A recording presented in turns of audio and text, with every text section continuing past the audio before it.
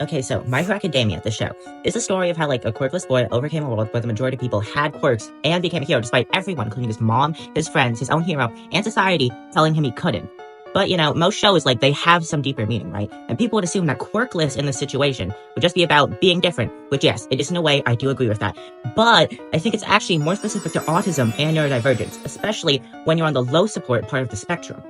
Now let's first look at Izuku's past, aka when autism symptoms are the highest. When he was very young, he wasn't shown to have tons of friends, but his best friend was Katsuki Bakugo. And Katsuki was constantly annoyed by Izuku and would try to send him social cues that he didn't want Izuku around. Of course, Izuku only saw Katsuki as his friend and someone who enjoyed his presence, since he couldn't understand the social cues that people he liked didn't like him back. Now, the part where he gets diagnosed with being quirkless is his autism diagnosis moment. It's like a direct correlation to being diagnosed with autism or some other neurocognitive ability. When he's in the hospital, a doctor tells him he doesn't have a quirk and won't develop one. This is a heartbreaking moment because he can't be like everyone else and doesn't have this thing that could make fulfilling his dreams easier, and he thought was the only way to fulfill his dreams. After his diagnosis, he's crying and sobbing, and his mom, Inko, walks in and hugs him, saying she's sorry. But in a later voiceover, Izuku reveals that this isn't what he wanted to hear. It broke him that even his own mom, his biggest supporter, didn't think he could become a hero. This could be a metaphor for autism moms or mothers of autistic children who have good intentions but end up treating their child differently because of their condition. In my personal headcanon, I feel like Inko would be in a Moms of Quirkless Kids Facebook group.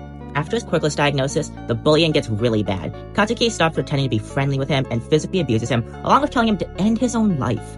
Everyone in the class makes fun of him, and he has no one except his mom, who, like I said, still doesn't quite understand what her child needs. This feels extremely real to the autistic experience or the lives of people with neurodivergent disorders, as is the isolation and loneliness of it all. That's Izuku's childhood, and as you can see, it is very, very, very heavily autistic coded. At least that's what I believe.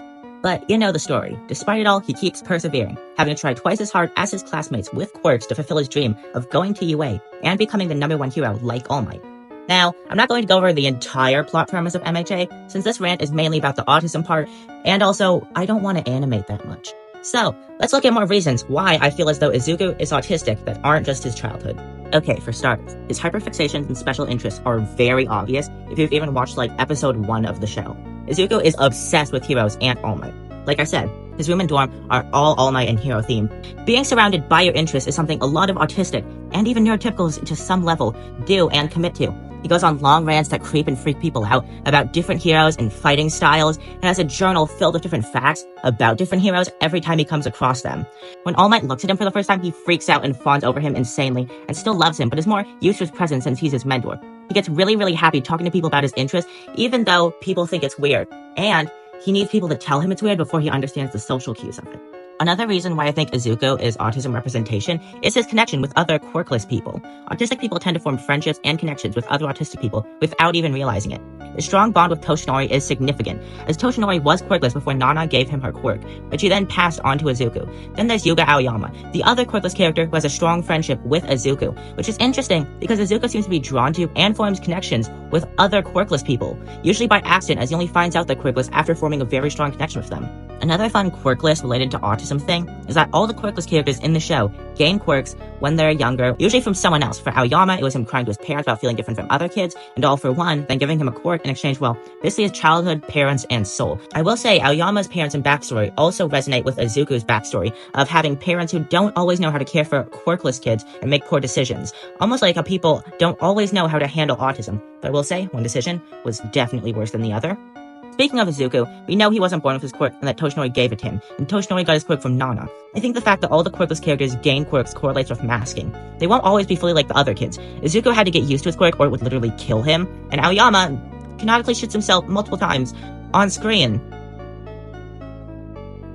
Yeah, I'm gonna give you a second to sit with that. But anyway, same with Toshinori, having struggles with his body.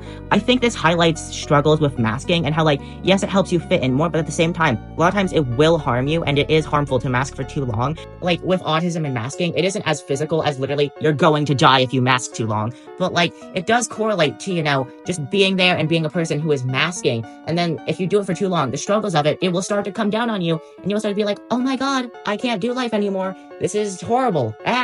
The autism trait of a strong sense of justice is also evident in Izuku's character. The whole show is about him trying to be a hero and his desire to save people. He definitely falls into the hyper-empathy side of the spectrum. His version of justice is saving people and giving everyone a second chance, even mass murderers. Another cool aspect of MHA is the antagonist, Shigaraki, who I believe represents the opposite side of the spectrum in terms of at least empathy. While Zuko is hyper-empathetic and, cries a lot, he feels a lot, he wants to help people, Shigaraki seems to have a much lower empathy level and isn't as easily, fazed by all of this, and also is completely fine with murder. Both characters have a strong sense of justice, but it manifests in different ways. Even though Shigaraki is a mass murderer, he still wants to benefit the world in some way, and is willing to go to extreme lengths to do it, even if, it isn't always in the best ways possible. Now, can we consider Izuku the best autism representation? It can't even be called representation, at all, if the creator didn't intend for him to be autistic, and there's so many other canonical autistic characters. Well, I think the fact that Izuku isn't canonically autistic is what makes him good representation. Many intentional autistic representation in the media feels a bit off.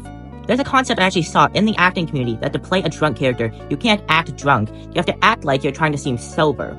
This applies to autistic characters as well. Good representation is hard to achieve when you're trying to make them obviously autistic, since autistic people, especially low support ones, usually learn to mask their traits. Autistic characters are written well, when instead of being written like they're autistic, they are written like they are masking, which I think MHA did phenomenally by not making Izuku autistic, and instead just having a lot of traits that if you're autistic, you can piece together. If you look at it through an autistic lens, you can see that he is autistic. Anyways, autistic people like me often don't realize they're autistic until later in life because we're so good at masking. This is why representation in media that doesn't hit you over the head with it is so important, since it's how real low-support autistic people act. You aren't going to realize they're autistic unless you look at it through an autistic lens, or unless they do something that kind of gives away a trait of autism. Neurotypicals have been able to be like, I kind of guessed you were autistic when I met you.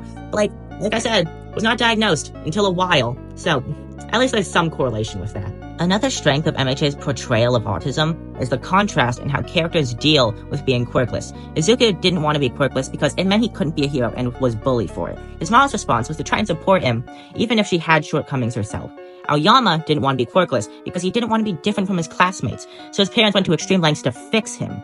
This shows different ways that parents and autistic children themselves can deal with autism, and like I said, I know the show didn't actually mean to make these characters autistic or autistic-coded. I don't even think Aoyama himself is autistic-coded. I just think it goes well with the quirkless autism thing, And isn't that the point of the show? That you can be anything and do anything, regardless of what society says. While MHA may not have had perfect representation, it's still the best autism representation I've seen in any show. Just the diversity of the autistic experience that can both hinder and help someone, that being autistic doesn't make you any less valuable. It's a powerful message for an autistic kid like me, who was recently diagnosed when I first watched it. Maybe one day there'll be even better representation, but for now, izuku Midoriya is peak autism rep. Yippee! Hello, Chet here, creator of this video. By the time you're seeing this, I am now 14 years old. Basically, I'm posting this April 22nd, which is 2 days after my birthday. Haha, funny number. Also, Bakugo's birthday, if that means anything to you. But yeah, I kind of want to make videos like this now, since this was basically a new format. I don't expect to get much attention, because I am but a wee child, and so these aren't the best quality. I've used a lot of animation here and stuff. As you can see, a lot of technical errors, whatever, but I don't really care about that. I just have a lot to say, and I want to say it. And I also like animating, and I want to animate it. So this is a way I can put 2 and 2 together. Anyways, thanks for watching. Bye!